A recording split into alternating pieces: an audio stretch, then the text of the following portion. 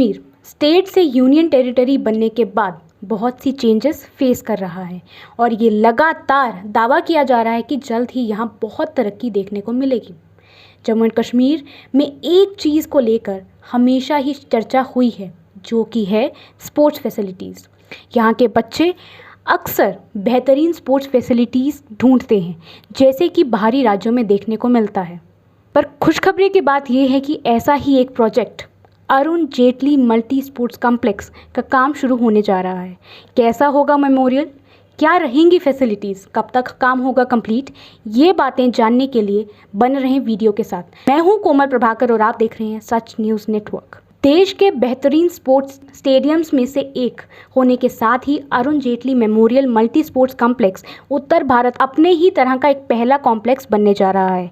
यूं तो अप्रैल महीने में ही इसका काम ज़मीनी स्तर पर शुरू करने की तैयारी थी, लेकिन कोरोना महामारी के चलते ये परियोजना अब इसी महीने परवान चढ़नी शुरू हो जाएगी।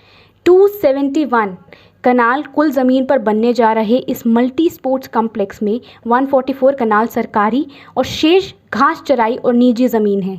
प्रशासन की तैयारी है कि पहले चरण में सरकारी ज़मीन का कब्जा स्पोर्ट्स काउंसिल को देकर इसका ज़मीनी स्तर पर काम जल्द से जल्द शुरू करवाया जाए। आधिकारिक सूत्रों की माने तो स्टेडियम में सरकारी ज़मीन के हिस्से पर बनने वाले ढांचों पर काम इसी महीने शुरू करने की तैयारी कर ली गई है। जम्मू कश्मीर में अनुच्छेद 370 हटने के बाद ये विशेष रूप से युवाओं के लिए केंद्र सरकार की सबसे बड़ी परियोजना बनकर सामने आई है।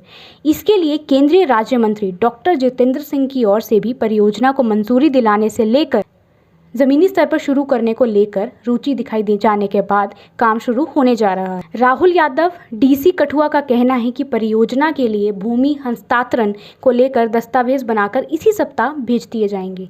परियोजना का काम धरातल पर तत्काल शुरू किया जा सकेगा।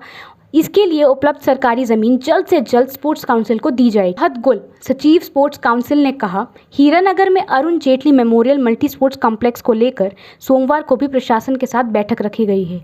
उम्मीद है कि जल्द स्पोर्ट्स काउंसिल को प्रशासन की ओर से ज़मीन उपलब्ध करवा दी जाए। क्रिकेट के साथ अन्य खेलों की सुविधाएं हों। प्रधानमंत्री विकास कार्यक्रम के तहत इस योजना में अंतर्राष्ट्रीय मानकों के अनुसार cricket stadium, swimming pool, lawn tennis, cycle track, athletes track, hockey, football, handball, volleyball सहित इंडोर खेलों के लिए भी सुविधाएं उपलब्ध होंगी। डॉक्टर जितेंद्र सिंह केंद्रीय राज्य मंत्री ने कहा कि अब तक शहरी इलाकों में ही इस तरह की खेल सुविधाओं को विकसित किया जाता रहा है। पूर्व केंद्रीय मंत्री अरुण जेटली को समर्पित ये स्टेडियम भारत पाकिस्तान अंतर्राष्ट्रीय सीमा से सटे ग्रामीण क्षेत्र में तैयार किया जा रहा है।